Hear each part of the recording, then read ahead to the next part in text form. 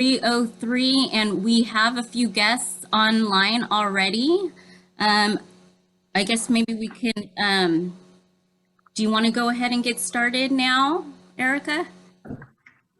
Yeah, I can go ahead and get started, guys. So the plan for today was I was going to walk you through the house, kind of similar to what I've done on the videos before, but also give you guys a little additional color commentary, a little bit of the story of the house and some of our experiences here in the house, and give you a chance to ask questions and look a little more closely in detail at the property. As Adrienne said, a little bit of a different scenario for an open house, but given the quarantine situation, we decided to do it this way. By the way, that's my dog.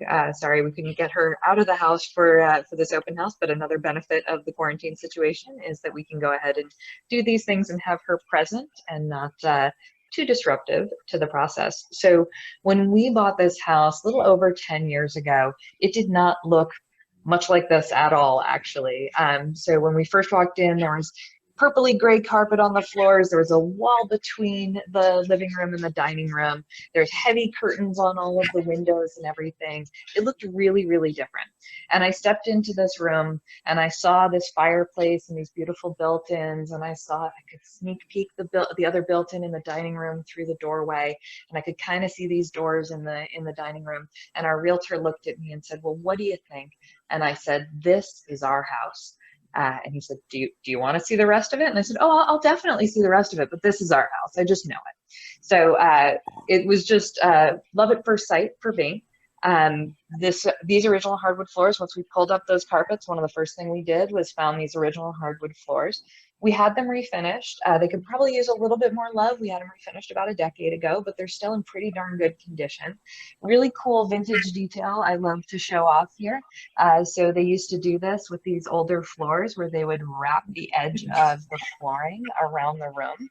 And so you can actually see that persist all the way around the room, and it actually divides here again because the dining room cut over.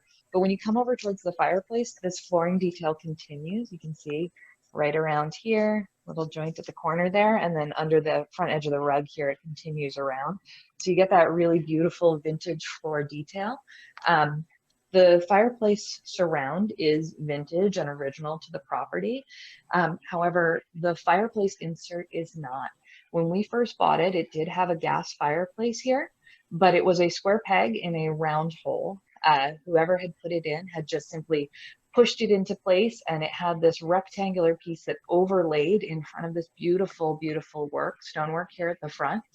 And so we took our time and talked to a lot of different contractors, a lot of different options here. Many of them said couldn't be done. We're going to have to do a square peg round hole situation. And we finally found some folks, a great contractor in Fremont, who got us this vertical firebox in here and made this custom surround on the inside. So that's a metal surround that goes around the firebox. Makes it easy to remove it, do service on it when you need to, but has this really great look that allows us to keep this vintage fireplace looking at its absolute best. Also, when we bought the house, these side windows here were not operable. They were just solid pane windows. And we went ahead and when we replaced all the windows in the house, we replaced these with Anderson 100 series windows. They crank out, so you can get that breeze. You can kind of see the butterfly bush on the outside there swinging a little in the breeze. So you get that beautiful outdoor breeze coming in through the house. And then you also have here at the front window, these windows are non-operable, but these are replicas of the original windows that were here at the front of the house. They are more energy efficient now. And then we also put on these custom window blinds. So this shade is a light blocking shade here on the bottom, but it's not a blackout shade. It's just a simply light diffusing shade. And then there's a sheer up at the top, but this shade can either go all the way up, go all the way down and let you have a sheer, or do this nice mid-range, which I like, lets you have the view outside in the top and a little bit more privacy in the bottom. Any questions about the living room before I move on to the dining room?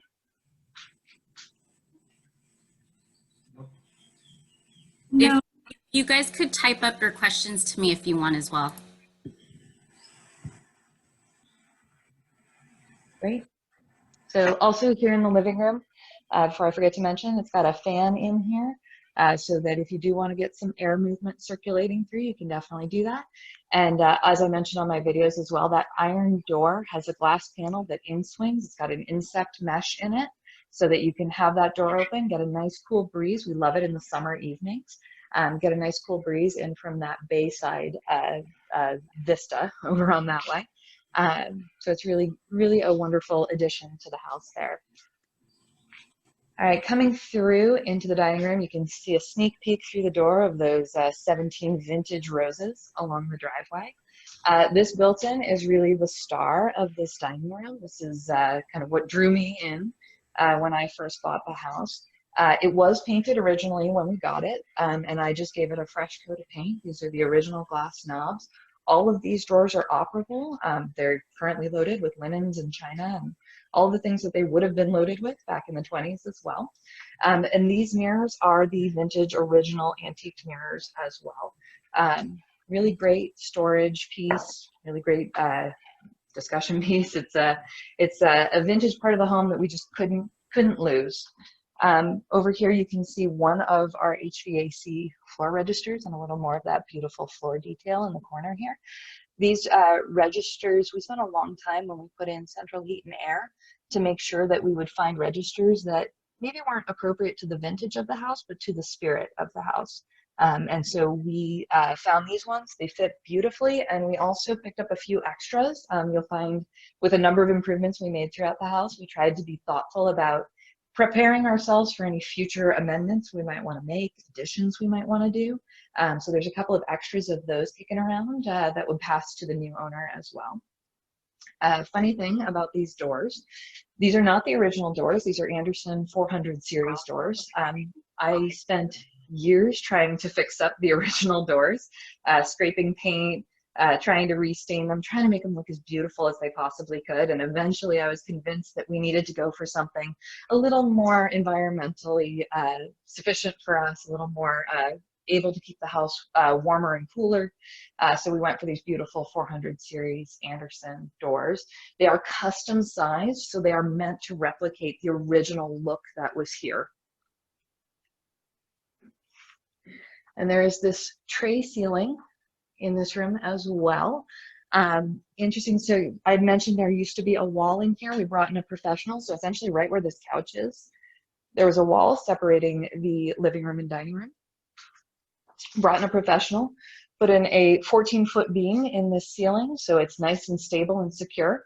Patched the floors in here with flooring that had been in our master closet. And so it's all relatively seamless. They did a really nice job patching in the wall, make it look like the original lap and plaster. Cool little vintage detail here, guys. I mentioned on one of the other videos about the floor outlets, the original brass floor outlets. Well, when we took the wall out, they asked us, well, what do you want to do now? We've got an outlet on either side of the wall. And we said, just keep them both. And that way, there's always a little bit of a nod to the fact that there used to be a wall here. These outlets have been replaced with new 3-prong outlets, as well as all new, well, not new, 10 years old at this point, Romex wiring, but definitely not the knob and tube that was here when we bought the place.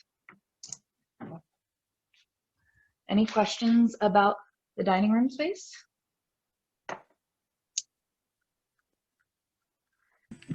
Oh, it's beautiful.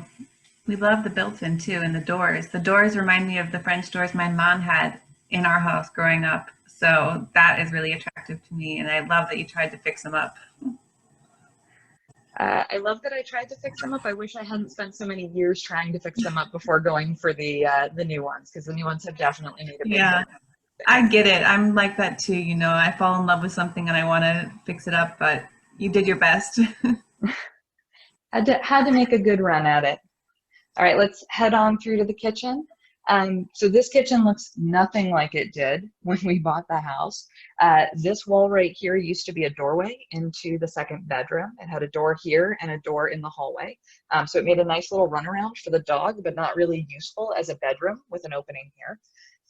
It also had originally this refrigerator was sitting here where this garbage can is today, and it had just a plug kind of stretch into the wall. It had cabinetry along this back wall, but then it also had over here a door to the laundry room or the butler's pantry at the time. We decided we needed to close that in so that we could get a much more sufficient run of countertop and cabinetry in here, as well as more storage into the space. And so we closed that wall in, went ahead and put in new cabinets, stainless steel appliances, quartz countertops. The open shelving, we love having our everyday dishes be grabbable and easy to get at a moment's notice. We also put in this very, very large stainless steel sink. You can put any size pot or pan in here. It's also excellent for bathing a baby. We found out full-size laundry basket fits in there. You can put a baby in a full-size laundry basket in that sink and bathe them. Over on the other wall here, so the layout of this side hasn't changed a ton in the sense that there was always a stove here. It was not as awesome as this stove is. This is a dual oven range. We typically use the little one during the week, and the big one happens when we have family over, when there's more of us around. Super energy efficient, cooks up really fast, preheats really quickly, very convenient to have. This is a 5-burner stovetop as well. So a lot of amenities there that weren't there when we bought the house. But interestingly enough, just to the right of that, that's where the water heater used to be. So we came into the kitchen and found stove, great, water heater, interesting. So when we redid all the plumbing in the house, we went ahead and put the water heater outside, did a tankless water heater. It served the property really, really well. Energy efficient. Again, this house is really, really easy to live in. Now I've heard some comments about these tiles, these beautiful seafoam green tiles. The outside of the house actually used to match this seafoam green color, interestingly enough. And you should all feel very grateful that we painted it because it looks much more beautiful, not seafoam green. But these tiles, these are not vintage. These are original to when we purchased the house 10 years ago, and they have obviously been in place for quite a bit of time before then. But in the spirit of full transparency, these are not ceramic or porcelain. These are plastic, actually. And the only way that we knew that they were plastic is because we found some extra ones out in the garage. But some previous owner did a pretty nice job installing them. They look fantastic. They've held up really, really well. And so we've left them in place. They provide a good vintage look without maintenance or upkeep or care. Another fun vintage detail of the kitchen, these doors. These do not house an ironing board. They actually used to house the utility panel for the house. So when we bought it, there was an electric panel behind this door. It had 2 glass fuses in it for a total of 60 amps. The house has fully upgraded electrical service. The panel has been moved outside. Ron got a good look at it when he was here the other day. But what is behind this door now, we figured it was a good space to hide away the HVAC air return. So we kept the doors for the vintage look, but we needed a place to run that air return through, a chase, and this was the perfect spot. Goes attic to crawl space, and it's just the perfect size to fit that in. Any questions about the kitchen? One quick question here. Is there the exhaust above the stove? I think I saw that quickly. Just wanted to see if There is. That is a vintage exhaust fan. It does still work and works pretty darn well. Just part of why we haven't gotten around to replacing it. It just didn't make it on the list because it looks great, fits the vintage style, and it works.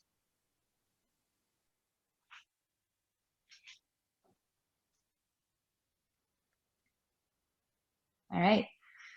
No other questions? Moving on. This is my favorite space in the house. This is the Breakfast Nook.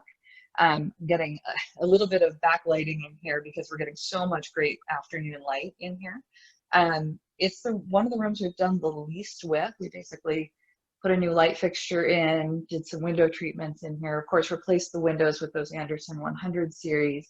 But essentially, this is my favorite spot, especially in the mornings. We intentionally allowed some of the garden stuff to overgrow a little bit on the side of the house here so that it blocks the view to the street.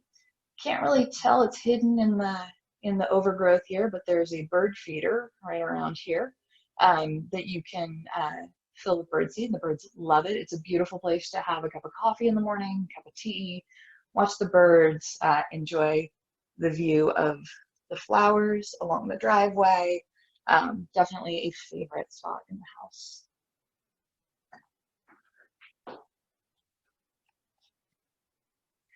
And then this is the laundry room, former butler's pantry. We did put one of the vintage doors that belongs to the property here on the doorway so that you can close this off. If you have guests over and you're running laundry or whatever, you can just hide everything away in here.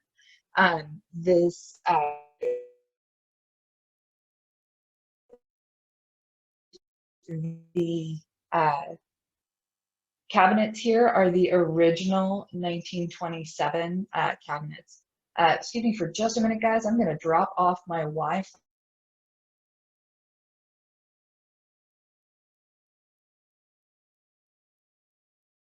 Okay, hold on just 1 second, guys. I think she is on a little. Still hear me? Okay, now we hear you. Excellent. All right, sorry about that. The Wi-Fi doesn't quite extend into the laundry room, so I can't go all the way in and show you guys everything in the live stream here. But washer and dryer are going with the property. Beautiful stainless steel LG appliances. You can kind of see the gooseneck of the faucet over behind there. I'm going to try and see how far I can sneak in. There you go. Lovely little utility sink there with original glass knobs on it. The sink is not original, but we did retain the knobs from the butler's pantry to still have that look. And these doors now have magnetic clasps on them, so they pop open and close and stay closed really easily. But those are the original 1927 cabinet, hinges, solid wood, all of that. You'll see the attic access right there. And this hanging bar pops right off. So if you ever need anyone to go into the attic for any reason, that's one of the ways that they can do that. It is a very small crawl space attic, so you shouldn't really need anyone to go up there unless there's some service to be provided up there. Wouldn't recommend storing anything up there. You'll never be able to get it back down. It's just a small opening and not a great storage space. Any questions about Breakfast Nook laundry room area?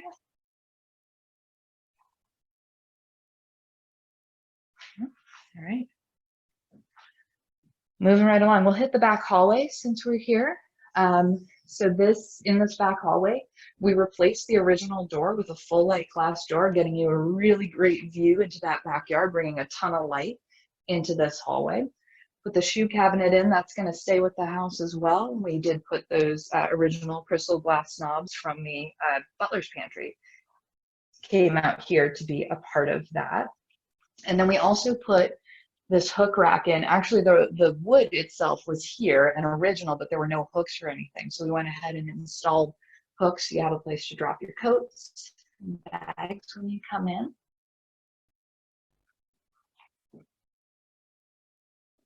And then into the third bedroom, which I'm totally tickled by the transformation in here. This room is basically unrecognizable from what it was when we bought the house. When we bought the house, it had exposed subfloor with a single piece of linoleum on the floor, like a carpet, but linoleum. We went ahead and put wall-to-wall carpeting in here. This is the only room that there is wall-to-wall carpeting in, but it does make it nice and plush and cozy. And the carpeting, you can't really tell because our filing cabinets are sitting right there, but it does extend all the way into the closet. So you have a nice seamless flooring all the way into the closet. We do have the door for this closet available as well. That'll be going with the house. So should you decide to not use this as an office, but use it as a bedroom, you'll have that door and you can put that closet back together as a closet. This room has 3 beautiful windows, and it also has the picture rail that is throughout the house. We just, in this room, painted it the same color as the walls to help it blend back in a little bit more. Any questions about third bedroom back hallway spaces? All right. Let's boogie on back to the front of the house. So we're going to come back through here and take a brief stop.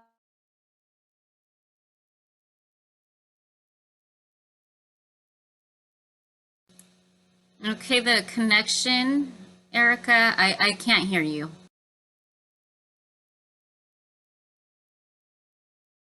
Have your wine storage right near your dining room and near your bedrooms as well. Ready for anything, we like to say. Over here we have got the bathroom. Now this floor is the original 93-year-old floor here in the house. And fun fact about this, when we were installing our HVAC system, you can see one of the registers right there, the gentleman installing it asked me if I minded him cutting through the linoleum in the bathroom. And I said, what linoleum? There's no linoleum in the bathroom. And he said, no, this floor, it's got to be linoleum. See, if you rub your hand on it, it's really, really smooth. Like there's no grout lines or anything at all here. And I said, no, this is original 1927 hex tile. And he and I had a bet. I had to make a bet with him. And he started cutting, and that poor guy, he found out it is original tile with a nice thick cement bed underneath. Struggled to get that cut made and done, but he did it. And of course, I won the bet because I knew it's original flooring. So another fun story about the bathroom in here. A lot of stories in this little space. Originally, when we bought the house, it had pink wallpaper that looked like tile everywhere, just all over everything. And in order to prepare the bathroom for the plumbers and the tiling work that was happening in here when we bought the house, we needed to strip the wallpaper off and prepare the walls for all of the work that was getting done in here. And I forgot the day that we were going to come do this, I forgot to bring clothes to do this. So we came straight from my work, and I had been dressed to the nines and wearing heels. And so there's actually a picture of me standing right here on this countertop in a pair of heels, peeling wallpaper off of these walls. So you can have a wonderful memory of some crazy lady standing on this countertop in heels, trying to strip wallpaper off of the walls. The tub in here is the original 1927 tub. It's in really, really phenomenal condition. One thing you may notice if you know anything about plumbing or bathtubs is like, hey, where's that overflow drain? They didn't have them at that time. So our plumber did something really unique that was definitely thumbs up approved by the city's inspection team, which is there's actually a kind of recirculating loop behind the back wall of the tub here, so that it allows that there's always like a little bubble of air back there that'll help keep the drain running smoothly through and allow a place for the water to go should the drain start to back up. So it'll run back through there and push the whatever is plugging it out. Drain runs fantastically well. And of course, all the drain lines and plumbing lines have been replaced in the house as well. The other thing to note in here, that shower head is an extra tall shower head. My partner's a tall gentleman. We wanted to make sure he didn't bop his head on it. So it's extra high. So any of you who have tall folks in your life, they will very much enjoy that shower. All behind here, the wallboard has been replaced with a water-resistant wallboard appropriate for behind a shower enclosure. And all of the tiling was done new when we bought the house about 10 years ago. And that is an Anderson 100 series window with privacy glass. So no one's going to see anything they're not supposed to. Any questions about linen closet bathroom spaces?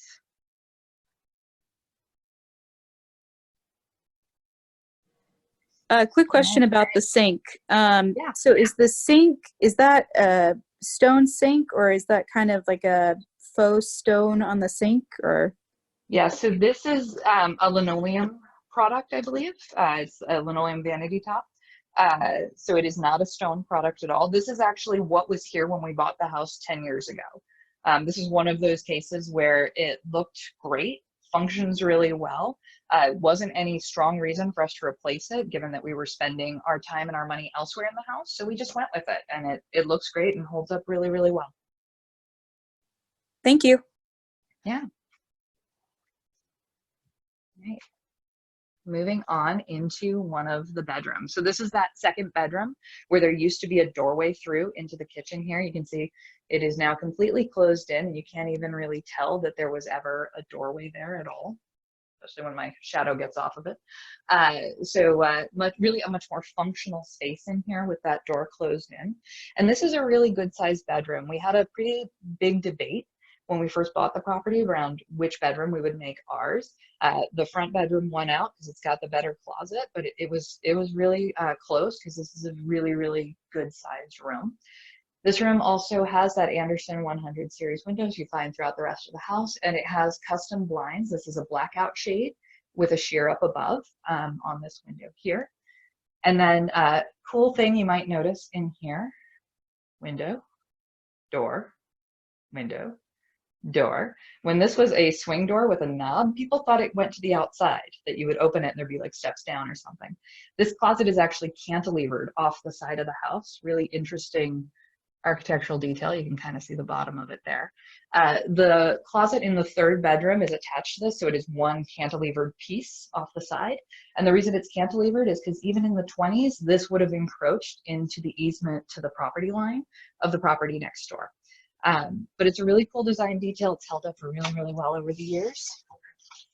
We installed these bifold doors to get a little better access to the space, and then we installed this custom closet insert for our daughter. It is child height, so this is probably running about, I would say 5'3" is where this top shelf is. So everything is very accessible to smaller people, but still also some high storage here for the things you don't want them to get into. Little systems thing that you can't see right above here is where the attic fan is. So when it gets to, I believe, 120-ish degrees in the attic, that fan will kick on automatically and start pulling the hot air out of the attic and getting it out of the attic space, help keeping the house nice and cool. Any questions about this bedroom?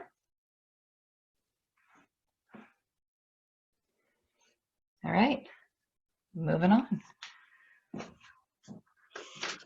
So over here, we have the front bedroom that we are using as the master bedroom space. This is a good sized room, again, similar in size to the second bedroom, and definitely having all of the vintage details that we love so much. In here, really the big change came, the ceiling fan up here, the big change came in the form of the closet. So when we first bought this house, the closet was simply one door over here on the right side.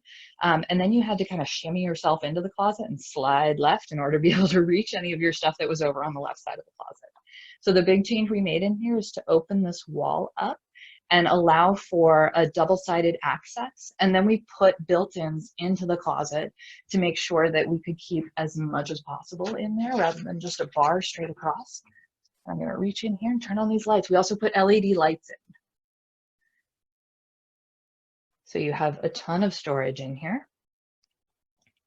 And these shelves are all adjustable, so you can make them work for you, however you wish to configure them. Highly adaptable, but a really, really, really functional space.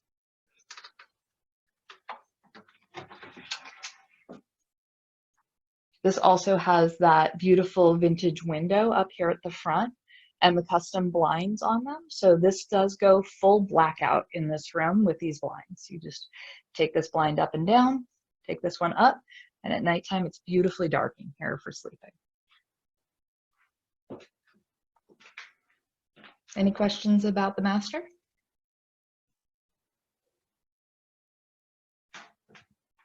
All right. And then we have one last little piece I want to talk to you about. I'll walk right over this way. I'm going to pop open this door real quick. So that garage out there, that garage has a brand new garage door on it with a Wi-Fi, let me grab the door here, sorry. Let's keep that dog from sneaking out on us. It has a Wi-Fi garage door opener. So you can open and close your garage door, check on the status of your garage door from anywhere.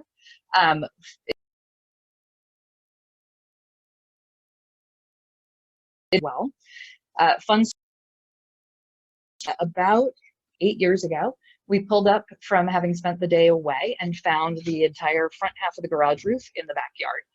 It had a windy day and that old roof had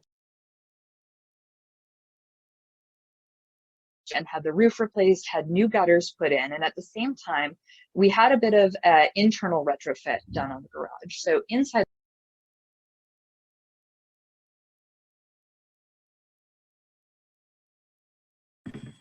Hey, Erica, your microphone keeps coming in and out, and we can't hear half of what you're saying about the garage. Sorry about that.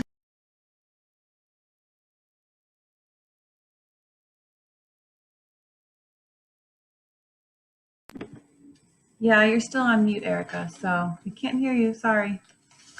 How about now? There you go. We got you back. Now All we right. can hear you. All right. This is one of the joys of an old stucco and lath and plaster house. It's like a Erica, Faraday. I don't see your video on, Erica. Yeah, I turned it off, Adrienne, Oh, because okay. I moved back inside. Okay. Sorry about that. I moved back inside and put my phone on the charger. Actually, it looks like I'm going low on charge, so Okay. figured it might be better to hear my voice at this point. And if there's specific questions, I can pop the video back on and show folks. But I can repeat what I was saying about the garage, which is that it is a 1.5 car garage. So it's got really great storage. You can pull a car in there and still have a ton of storage around the car. It is a brand new garage door with a Wi-Fi garage door opener, so you can check the status of your garage door from anywhere or open and close it from anywhere. Fun story about the garage is about 8 years ago, we came back from a day trip, and found the front half of the roof of the garage in the backyard. So apparently we'd had a very windy day and that old roof just let go. So when we decided to fix up the garage at that point, we not only replaced the roof and put new gutters on, but we also did a bit of an interior retrofit to help strengthen the garage and make sure that it was going to be standing for at least another decade. So we went ahead and sistered all of the studs in the garage and put new sill plates in. So even though the outside of the garage might still look a little bit shabby, the inside is strong and ready to last for another few decades. There's also a storage shed out behind the garage, as well as a big, beautiful backyard lot space with a new play structure. I'd take you guys out there to show you, but unfortunately, as I started to mention, living in a beautiful old house like this means that you basically live in a Wi-Fi Faraday cage. And so the Wi-Fi doesn't extend very well beyond the borders of the house itself. So there are things you can do to combat that, but we actually kind of like it because it means that it limits how much screen time we do out in the yard, and allows us to really stay connected with each other and enjoy the outdoor space without playing around on the Wi-Fi.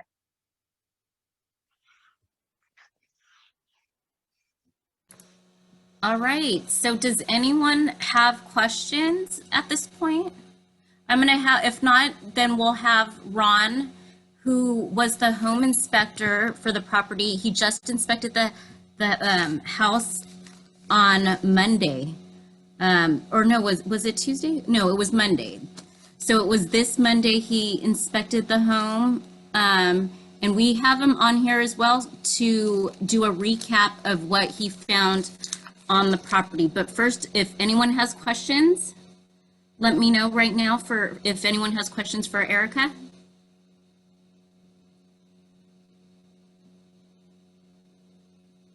No? Okay. Ron, can you go ahead? Let me go ahead and unmute you, though.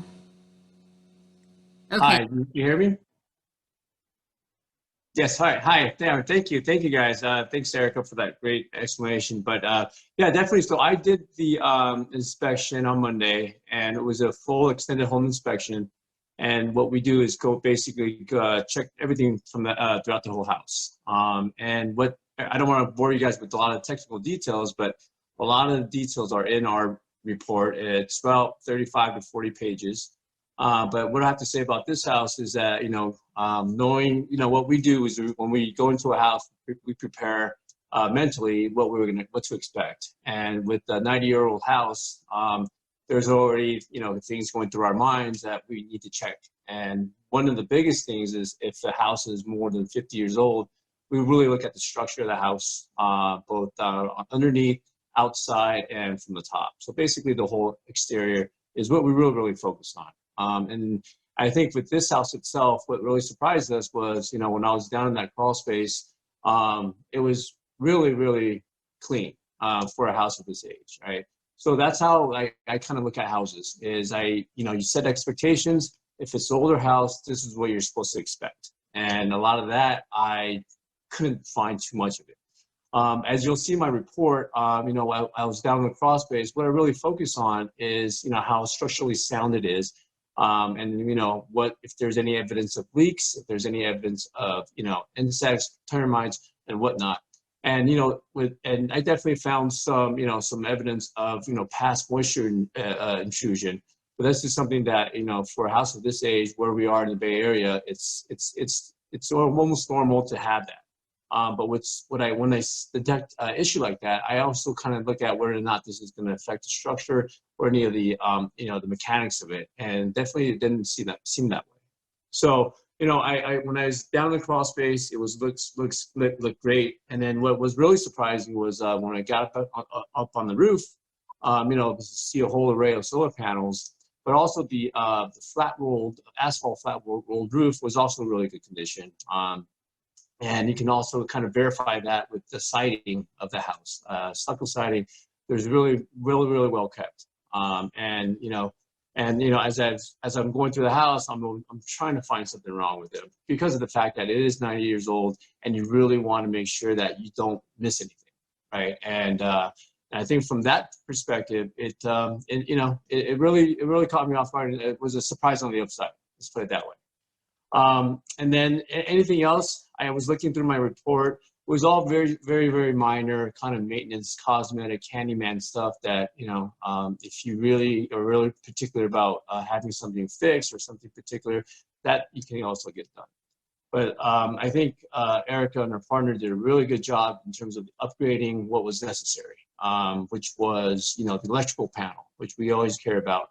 Also the heating, the furnace. The furnace was actually what caught me off guard because that was way dug beneath the crawl space. And as I was spending time down there, I had mentioned to Erica when I came out, it was like, it's a relatively new unit. And, whoever did the install must have done took a really long time because it was a horizontal install, but everything in terms of the piping, the tubing, it was all within a code and really, really well done. Right, so the important stuff that you would care about as a homeowner going forward, or in terms of the maintenance that you might want to do, it's been really well upgraded to what our standards are as home inspectors. And I think I don't know if there's anything else that I would have done differently where I could have commented on, but I think if there's anything else within the report itself, it is just cosmetic or personal preference stuff that as a buyer you might want to kind of think about. But like all the issues and all the observations are in my report.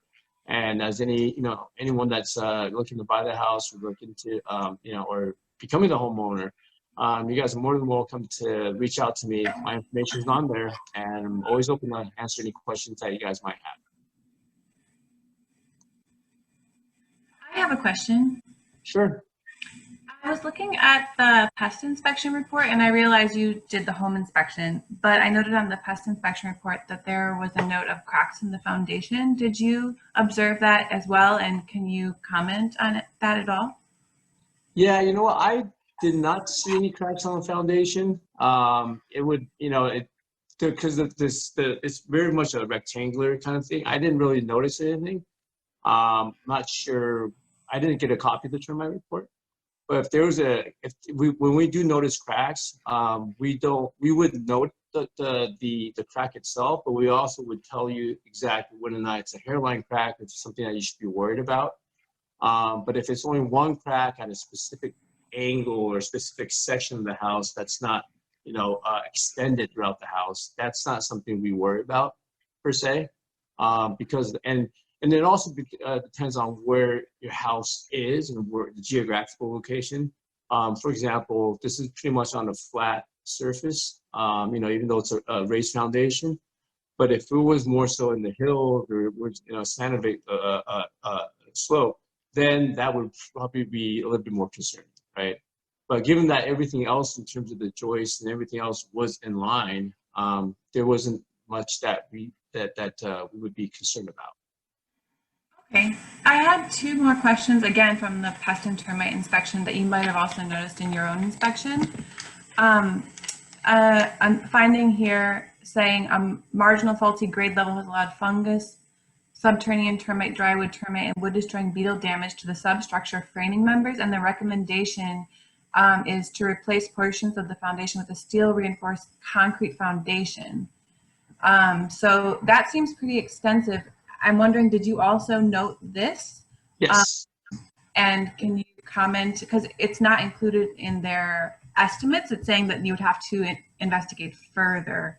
Yes, correct. Yeah, so I did notice that, and it is in my report as well. I think I actually put like 7 or something. So basically, most of the times when you see the kind of the moisture intrusion, kind of like the subterranean termite damage, it's usually under, you know, either a bathroom or a kitchen.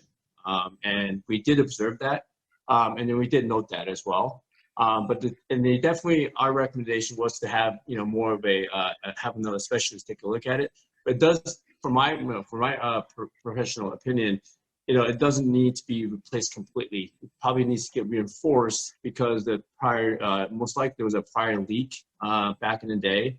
But what I think that the current homeowners did is that they actually repaired it with new piping, right? But what I really care about was whether or not there was actually an active leak when I was down there. And you know, and as I went down there was no active leak. But I also do a double check on the subfloors, right? Usually when there's leak coming from the bathroom or the kitchen, it would damage the subfloors, and that would be more of a concern if it's all rotted out. But from one of my observations, and it's also in my picture, in my report, it was more so just staining. And that means the actual leak and the actual moisture was caught early enough where there's no further damage to the actual subfloor itself. So that's the thing. The active leak is definitely, we didn't see any of that during the investigation on crawl space, but there's definitely evidence of kind of prior leaks. But there's no real issues mainly. But you definitely want to kind of for your own sanity. So if you definitely want to reinforce the area, that can be done. But I don't think you need to do a full replacement on the foundation. Okay, thank you very much.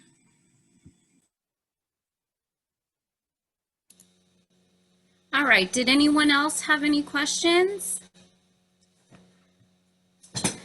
So just to give you some fun facts about this neighborhood, this neighborhood is in the historic Alvarado, one of the oldest neighborhoods of Union City. So there's Alvarado, and then on the other side of Union City, there's Dakota. So this is in the Old Alvarado Historic District. It's really close to 880 and Union City Boulevard. The home is located between both bridges. So there's the Dumbarton Bridge and the San Mateo Bridge. It's super convenient for anyone that's traveling outside of Union City. There's a farmer's market down the street. I mean, it's got to be half a block away. There's a park called Old Alvarado Park and Cesar Chavez Park. So the farmer's market is every Saturday, rain or shine, where you can find fresh fruit, fresh vegetables, eggs, and seafood. And you could also, grab something to eat like barbecue. There's pizza, a pizza parlor. There's also a new beer garden that's going to be opening up. They were supposed to be open already in May, but because of the quarantine, things kind of, paused a little bit, but they will be opening up soon. We also have a few gyms that are walking distance from the property. So there's World's Yoga, there's Roots Kickboxing, and there's the city's gym, which is called the Mark Green Sports Center, which is also walking distance. It's about a half a mile, I would say, from the Granger property. So my kids went to the preschool there. There's a preschool there at the location. and different exercise classes available. There's basketball, there's classes even for, senior citizens as well. Another good thing to know about the property is there's actually the Alvarado Elementary School right next door. So if you have small children, you can just, walk them to school. It'll take you maybe 2 minutes to get to the elementary school. And what's really nice about that as well is the middle school is right next door to the elementary school. So I've been living in the same neighborhood here for about 11 years. And this whole time I really haven't left my neighborhood. I mean, I just walk my kids to school. And now they're actually walking to school and just walking home by themselves. It's just really convenient. We have the grocery store at the Union Landing. So I'm not sure if you guys are familiar with Union City, but there is the Union Landing Shopping Center, which is about a half a mile away as well. So you can walk to the grocery store. There's also the movie theater and restaurants. There is also, let me see, there's just so much. There's a post office less than, I mean, it's probably like a quarter mile away. So our own neighborhood has its own post office. Oh, and then there's a coffee shop right there on the corner as well. It's called Hippie's Brew. So they have coffee and pastries and, just anything that, like yogurt, stuff like that. It's a really cute neighborhood. Everyone pretty much knows everyone. There's a merchants association that I'm involved with in the neighborhood as well, where we hold free events like a fall festival. And we do a spring egg hunt, things like that. So anyway, I just wanted to kind of mention some of those things to you as well. So this property has only been on the market since Wednesday afternoon. So it's really only been a day and a half. We do not have a due date set yet, but I think that she will want to see some offers on the property. So right now we have it set where she would like for any buyers who are interested, she would like to see an offer placed with your pre-approval letter. They're also asking if you can write a buyer's letter, of just about who you are and what you like about the property as well. Like I said, it is a little different now because of the COVID-19. So what she doesn't want people just to, obviously, just come into the house. She really wants to make sure that it's someone that really loves the property as much as they do. And, if you submit an offer, it doesn't mean that she's accepting it. She just wants to review it. So you're still going to be able to adjust your price and terms if that makes you feel uncomfortable, writing an offer without actually seeing it. So they would like for you to write an offer subject to inspections. So that's why we have everything up front with the Matterport, the video. She was really great. Erica's really great about, being able to do this for us and do a seller's walkthrough because, normally the seller is not there at an open house. But like I said, I think she's just, the number one person that should be doing this during this time, because she could really tell you exactly how she feels about the neighborhood and what she's done with the property. But please, let me know if you guys have any questions. Does anyone have any questions at this time? I have another question for Erica. Okay. So Erica, I can tell that you really love this property and you've put so much care and love into it and you love the neighborhood so much. So I'm curious, why are you selling? Yeah, this has definitely been a labor of love for us, and every choice that we made here was around the intention of staying long term. We never intended to sell this property. It was going to be ours forever and in the family forever, and somewhere where we really could see ourselves staying long term. What changed for us was a recognition of really needing to be close to family. My partner is immunocompromised, and in this situation, it just became really apparent that we need to rely on our family a lot more than we thought we would. And so that means for us moving back east to be close to family. And so because our family isn't in the area, it really requires that we sell the house and kind of uproot our plans in order to go be closer to family. Thanks for sharing that. Yeah. It's good to hear you're going to be near family. Hi, I had a question. This is Hema. Can you hear me? Yes, we can hear you. Oh, okay. Can Hi. hear you. Okay. So I had a couple of questions. One, I think, was that I know you guys were thinking of remodeling and maybe you had some plans drawn for that. Are you willing to share that for someone who's going to buy the house, or if you can tell us what you were thinking of expanding or what are in the plans? Yeah, I'm happy to share that with you. So yeah, we did originally have plans drawn up to put a master suite on the back of the house, which would have taken it up to a 4-bedroom, 2-bath house. It would have moved the laundry room and expanded the kitchen, expanded that 3rd bedroom a little bit.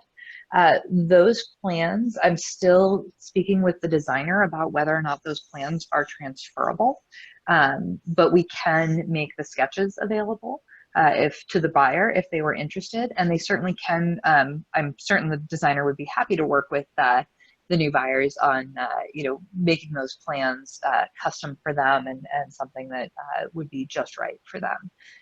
But there's certainly plenty of lot space to be able to do that type of addition. The addition that we were looking at was just under 500 square feet, and the city had absolutely no issues with lot coverage when those plans were shared with them. And so there is absolutely an opportunity to put an addition here on the property. If you're interested in an ADU, an accessory dwelling unit on the back of the property, there's certainly plenty of space for that as well. So there's a lot of opportunity to do some different things here at the property. And I am working with the designer to try and see if we can make those plans available to the new buyers. Oh, that'll be awesome.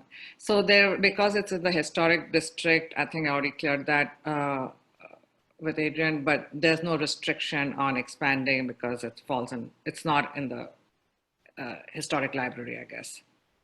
Yeah, so interestingly enough, this property, while it's placed in the historic district, was not signed in to the historic register. So it is not under the historic obligations. What the city's interest in the property when it comes to the historic nature of it is they'd like to see the front of the property not be changed. They'd like to see it at least honor the historic value of the neighborhood. And we see this in a couple of our neighbors' homes that have been expanded, where they've honored with the front of the house remaining the same, and the expansions have happened at the back and are less visible to the street. So there is really none of like the concerns that you might have around making the house stay exactly the same as it was, simply because it's in a historic district. But they will want to understand if changes are going to be made, how that might change the facade of the property. Yeah, got it. Okay. And one last question I had regarding the pest inspection report, where they say estimates are not given because further inspection is needed. So if we do make an offer and, because I know those inspections may be invasive, I think. I don't know how you guys feel about further inspections that are stated on the report. I think it depends on the offers that we see and if additional inspections are required by the offers. We'll have to make decisions as we see offers. Okay. All right. Thank you. Thank Eric, you. do you want to talk about what's behind you? Because I've gotten that question as well. Yeah. What's behind the property? What is behind the property? So what is behind the property is the school district's maintenance yard. So what that means is that there are some school buses parked back there and some other maintenance vehicles. There are maintenance workers who are on that property throughout the day during the work week. But that there's no one back there in the evenings. There's no one back there on weekends. It's a really quiet space back there. We did plant the olive trees and plant up the back of the lot quite a bit to do some screening from all of that so that there's kind of limited visibility back there. But you can see in some of my videos, you get some sneak peeks of some school buses and things like that. But they're very quiet neighbors. And they are very gracious as well. We worked with them when we had our olive trees installed. We actually pulled the crane and truck into their lot and craned those trees over that back fence. So they're really kind people to work with as far as like if you ever needed work done on the back side of the property. And we've never had any issues with that being right behind us.